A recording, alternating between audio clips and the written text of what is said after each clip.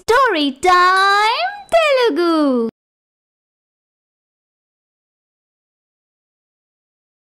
అందరికీ నమస్కారం. ఈరోజు మనం తెలుసుకోబోతున్న స్టోరీ వదినమ్మ. వెంకటాపురం అనే ఒక పల్లెటూళ్ళలో దామోదరం, మీనాక్షి అనే భార్యాభర్తలు ఉంటారు.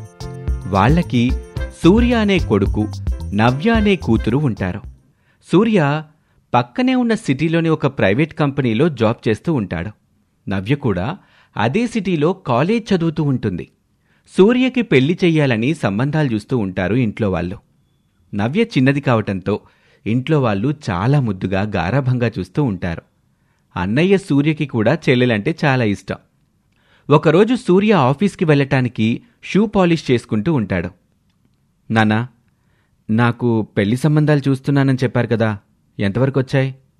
ఇప్పటి వరకు చూసిన వాటిలో 1-2 సంబంధాలు బాగానే ఉన్నాయిరా. అన్ని విధాలుగా మనకి సరిపోయేవే. వాటిలో ఏది బావుంటుందా అని ఆలోచన చేస్తున్నాం. బావున్నాయంటున్నారు కదా, మళ్ళీ ఆలోచించటం దేనికి నాన్నా? అంటే బామ్మర్ది కూడా ఉంటే బాగుంటుంది కదరా. నీకు ముందు ముందు జీవితంలో అత్తారింటికెళ్ళడానికి బాగుంటుందని. అమ్మాయి నచ్చితే బామ్మర్దితో పని ఉందమ్మా. పెళ్ళంటే అమ్మాయి నచ్చగానే చేసేయడం కాదురా. చాలా విషయాలు ఆలోచించాలి. అవి మీకు తెలియవులే, పెద్దవాళ్ళం. మాకు తెలుసు, మేం చూసుకుంటాం. సరే అమ్మా, మీ ఇష్టం. అప్పుడే కాలేజ్కి బయలుదేరుతూ నవ్య, ఒరే అన్నయ్య, పాకెట్ మనీ ఇవ్వరా అని అంటుంది. సూర్య జేబులో నుండి ఒక 500 రూపాయలు తీసి చెల్లెలి చేతికి ఇస్తాడు. ఏంట్రా ఒక్కసారి 500 ఇచ్చావు? అమ్మా, ఇవి ఒక్కరోజు కాదులే, వారం మొత్తానికి. నీకు నయమే, మంచి అన్నయ్యున్నాడు. నాకు అట్లాంటి అన్నలేడు. అన్నయ్యకి నాపై ఈ ప్రేమ ఇంకెన్నాళ్ళులే, వదిన రాగానే తగ్గిపోతుంది. ఏమీ తగ్గదు అని చెల్లి నెత్తిమీద ఒక మొట్టికాయ వేస్తాడు. నిజమారా అన్నయ్య? నిజం చెల్లి. మీ వదినొస్తే మాత్రం నీ మీద ప్రేమేలా తగ్గుతుందిరా నాకు. థ్యాంక్స్ రా అన్నయ్య. అమ్మా, కాలేజ్కెళ్ళొస్తాను. సరేనమ్మా, జాగ్రత్తగా వెళ్ళిరా.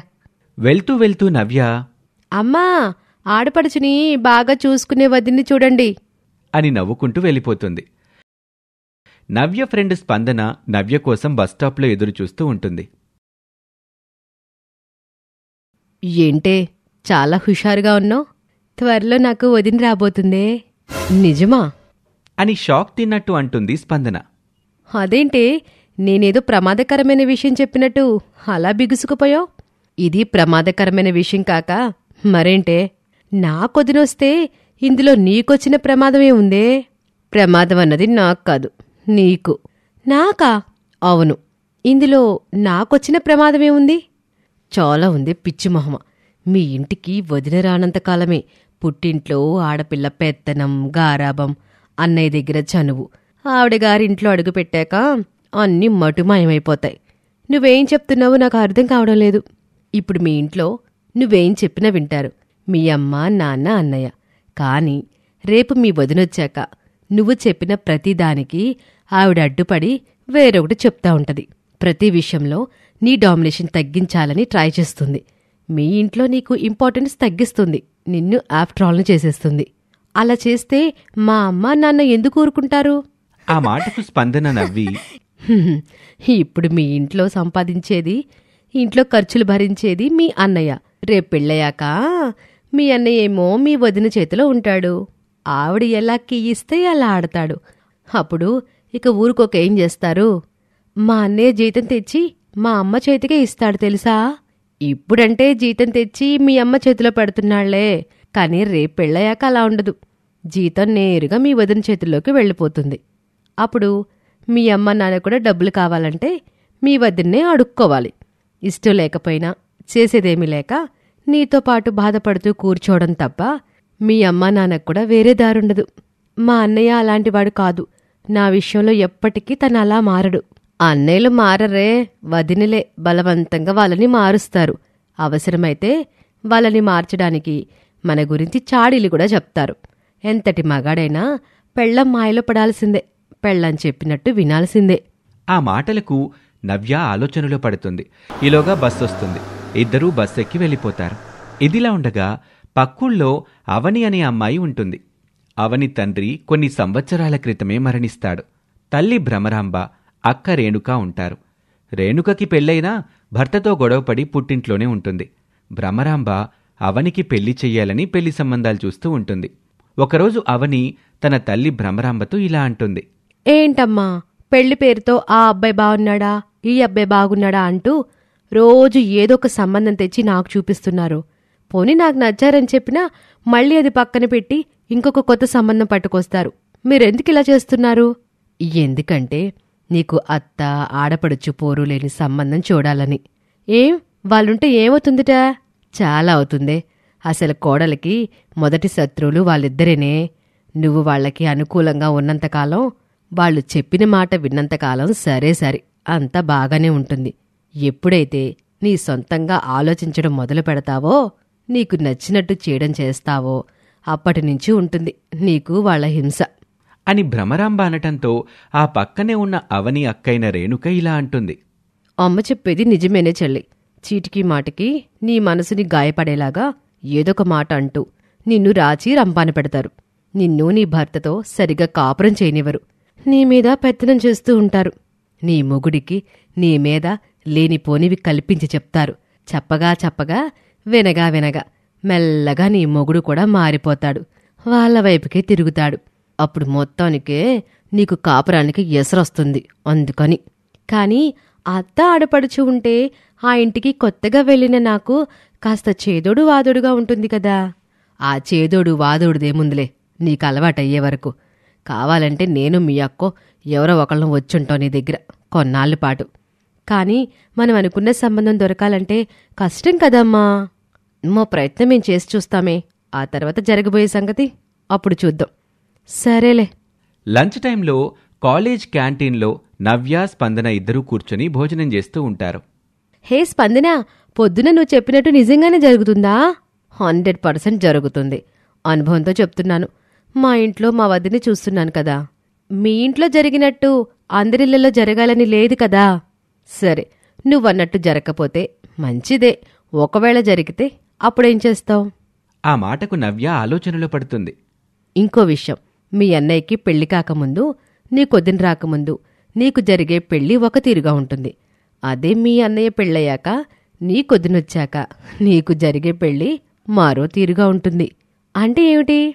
మీ అన్నయ్య పెళ్లి కాకముందు నీకు బోలెడంత కట్నం ఇచ్చైనా సరే నీ జీవితం బాగుండాలని చెప్పి మంచి సంబంధం చూసి పెళ్లి చెయ్యాలనుకుంటారు. కాని మీ వదినొచ్చాక అలా ఉండదు. ప్రతి రూపాయి లెక్కలేస్తుంది. మీ వాళ్ళు అంతేసి కట్నం నీ పెళ్లి కోసం ధారపోస్తుంటే ఆవిడ చూస్తూ ఊరుకుంటుందనుకున్నావా? తక్కువ కట్నంతో ఏదో ఒక దారిన పోయే దానయ్య సంబంధం చూసి ముడిపెట్టి నిన్ను వదిలించుకోవాలనుకుంటుంది. అందుకే జాగ్రత్తపడు. నా గతి నీకు పట్టించుకోకు అని స్పందన అనటంతో నవ్య మనసులో కూడా కొద్దిగా భయం మొదలవుతుంది. సాయంత్రం కాలేజ్ నుండి ఇంటికొచ్చిన నవ్య, అమ్మా, అన్నయ్యకి నాకు పెళ్లి చేసిన తర్వాత చేయొచ్చు కదా. ఎందుకే అలాగంటున్నావు? ఇప్పుడు చేస్తే ఏవైందట? అది కాదమ్మా, రేపొదినొచ్చాక నాకు మంచి సంబంధం చూసి పెళ్లి చేయడానికి ఒప్పుకుంటుందో ఒప్పుకోదో కదా. అదేం ఆలోచనే? అయినా వదిన ఎందుకు ఒప్పుకోదనుకుంటున్నావు? ఏం లేదమ్మా, నాకెందుకో అలా అనిపించింది. అలా ఏం జరగదులే. అట్లాంటివేవీ మనసులో పెట్టుకోకుండా హాయిగా ఉండు అని మీనాక్షి అనటంతో నవ్యలో కాస్త భయం తగ్గుతుంది. సరేనమ్మా. అన్నట్టు చెప్పడం మర్చిపోయాను. రేపు కాలేజీకి సెలవు పెట్టు. మీ అన్నయ్యకి పెళ్లి చూపులకెళ్ళాలి. అలాగా? ఏది నా కాబోయే వదిన ఫోటో ఒకసారి చూడనివ్వు. మీనాక్షి పెళ్లి కూతురు ఫోటో నవ్యకి చూపిస్తుంది. అమ్మాయి చాలా అందంగా ఉందమ్మా, మంచి కలమొహం. అందుకే ఈ సంబంధం ఓకే చేశాను పెళ్లి చూపులకి. అప్పుడే ఆఫీస్ నుంచి వచ్చిన సూర్య, అయితే మీరనుకున్నట్టే ఈ అమ్మాయికి తమ్ముడున్నాడా? ఆ పక్కనే ఉన్న దామోదరం, లేడ్రా. అలాగా, మరైతే పెళ్లి చూపులకి ఈ సంబంధం ఓకేలా చేశారు నాన్న. మంచి కుటుంబం అని తెలిసిందిరా. అమ్మాయి కూడా మంచి పద్ధతులు కలిగిందంట. అందం అణుకువలో కూడా ఏమాత్రం తీసిపోదంట. పెద్దలంటే చాలా గౌరవమట. పైగా కాస్త డబ్బున్నవాళ్లే. ఇద్దరూ ఆడపిల్లలే కాబట్టి ఉన్న ఆస్తి మొత్తం ఇద్దరికీ సరిసగం వస్తుంది. కాకపోతే పాపం ఆ అమ్మాయికి తండ్రి చనిపోయాడు. ఇప్పటి వరకు మేం చూసిన సంబంధాల్ని బట్టి, ఇప్పుడున్న రోజుల్ని బట్టి మనకి అనుకువగా ఉండే అమ్మాయి దొరికితే చాలని ఓకే చెప్పేశాంరా. సరే నాన్న, మీ ఇష్టం. నాకైతే ఎలాంటి అభ్యంతరాలు లేవు. ఇక మరుసటి రోజు సూర్య వాళ్ళు పెళ్లిచూపులకి అవని వాళ్ళ ఇంటికి వెళ్తారు. నవ్యకి మాత్రం మనసులో తనకు కాబోయే వదిన మనసులో ఆడపడుచు పట్ల ఉన్న అభిప్రాయం తెలుసుకోవాలని కుతూహలం, టెన్షన్ ఉంటుంది. హాల్లో కూర్చుని ఉన్న మగపెళ్లి వాళ్ళని తన గదిలో నుంచి చూస్తుంది అవని. అదేంటమ్మా, అత్త ఆడపడుచు పోరులేని సంబంధం చూస్తున్నావు అన్నారు కదా. అనుకున్నామే, కానీ కుదరలేదు. ఒకవేళ నీకేదైనా ఇబ్బంది గాని వస్తే అప్పుడు ఏం చెయ్యాలో అక్క నేను చెప్తాం అని అవనిని రెడీ చేసి తీసుకొచ్చి హాల్లో కూర్చోపెడతారు. పెళ్లిచూపులు జరుగుతూ ఉంటాయి. ఇరు కుటుంబాలకు నచ్చటంతో అమ్మాయి తరపు వచ్చిన వాళ్లలో ఒక అతను, బాబు, అమ్మాయితో ఏదైనా ఏకాంతంగా మాట్లాడాలంటే మాట్లాడొచ్చు. అయ్యో, అవసరం లేదండి. వెంటనే నవ్య, నేను మాట్లాడాలి అని అంటుంది. అందరూ తన వైపు ఆశ్చర్యంగా చూస్తారు. ఆడపిల్ల తరపున ఉన్న వ్యక్తి, ఇదేంటి, ఎక్కడైనా పెళ్లి చేసుకోబోయే అబ్బాయి మాట్లాడాలి అనుకుంటాడు, కానీ ఇలా ఆడపడుచు మాట్లాడాలనుకోవటం ఇదే మొదటిసారి చూస్తున్నాను. బహుశా వాళ్ళ అన్నయ్య అడగలేని విషయాల్ని చెల్లెల చేత అడిగిస్తున్నాడేమోలే అని పక్కన వాళ్ళు మాట్లాడుకుంటూ ఉంటారు. ఈలోగా భ్రమరాంబ, అమ్మా అవని, అమ్మాయిని పెరట్లోకి తీసుకెళ్లి మాట్లాడు అని అనటంతో అవని నవ్యని తీసుకుని పెరట్లోకి వెళ్తుంది. హాయ్ దినా, నా పేరు నవ్య. హాయ్ నవ్య, చెప్పు, నాతో ఏం మాట్లాడాలి? అది అది అయితే వీళ్ళేం మాట్లాడుకుంటున్నారు అని చాటుగా వినటానికి ప్రయత్నిస్తూ ఉంటుంది అవని అక్క రేణుక. చెప్పు నవ్య, పర్వాలేదు. అడిగితే ఏమీ అనుకోరు కదా. అనుకోనులే, అడుగు నా ముద్దుల మరదలా అని సరదాగా మాట్లాడడంతో నవ్యకి ధైర్యం వస్తుంది.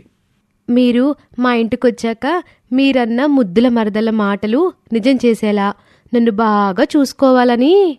తప్పకుండా, నా మరదల్ని నేను కాక ఇంకెవరు చూసుకుంటారు చెప్పు. థ్యాంక్స్ వదినా. మరి నేను కూడా నీకు ఒక్కగానొక ముద్దుల వదిని కాబట్టి నువ్వు కూడా నన్ను బాగా చూసుకోవాలి. ఓ, బ్రహ్మాండంగా చూసుకుంటాను. సరే, మరి లోపలికెళ్దామా? అలాగే అని ఇద్దరూ హాల్లోకి వెళ్తారు. అక్కడే ఉన్న ఒక పెద్దావిడ, ఇంతకే వదిన మరదల్లో ఏం మాట్లాడుకుని వచ్చారు?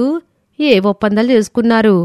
అవి మా ఇద్దరి మధ్య ఉండేవి, మీకెందుకు అని నవ్య అనటంతో అందరూ నవ్వుకుంటారు.